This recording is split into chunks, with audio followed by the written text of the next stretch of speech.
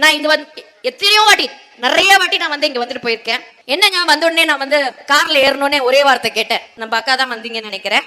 கேட்ட உடனே அவங்க சொன்னாங்க, என்ன ஒண்ணுமே பண்ணாம இருக்காங்க, ரோடெல்லாம் அப்படியே இருக்கு அப்படின்னு சொல்லும் போது பிடிவி பழனிவேல் தியாகராஜன் சைலண்ட் மோட்ல போயிட்டாங்க அப்படின்னு சொல்லிட்டு சொன்னாங்க. சைலண்ட் மோடு, அது ஏன் சைலண்ட் மோடுனா, இதே மாதிரிதான் அந்த காலத்துல புரட்சி தலைவர் எம்ஜிஆர் அவர்கள் திமுக இருக்கும் போது அவர் வந்து பொருளாதார இருந்தார். அந்த இடத்துல போயிட்டு எங்கங்க காசெல்லாம் என்ன ஆச்சு, செலவு என்ன ஆச்சு, கஜானால காசு காணோம் சொன்னே அப்படியே ஒரு திருட்டு மொழி முழிச்சாரு கலைஞர் கருணாநிதி அவர்கள். அதுக்கப்புறம் அவரை அவமதித்து அவரை வந்து அமிச்சாங்க. அதே போல இன்னைக்கு இந்த மண்ணுல பிறந்த அதாவது மதுரை மக்கள் தான் எல்லாருமே, நம்ம எல்லாருமே உறவினர் தான். ஆனா அந்த பழனிவேல் தியாகராஜன் அந்த நல்ல படித்த ஒரு மனிதரை ஓரங்கட்டி உட்கார வச்சாச்சு. அவர் சைலண்ட் மோட் போயிட்டாரு, மக்களுக்கு எதுவும் பண்ணல.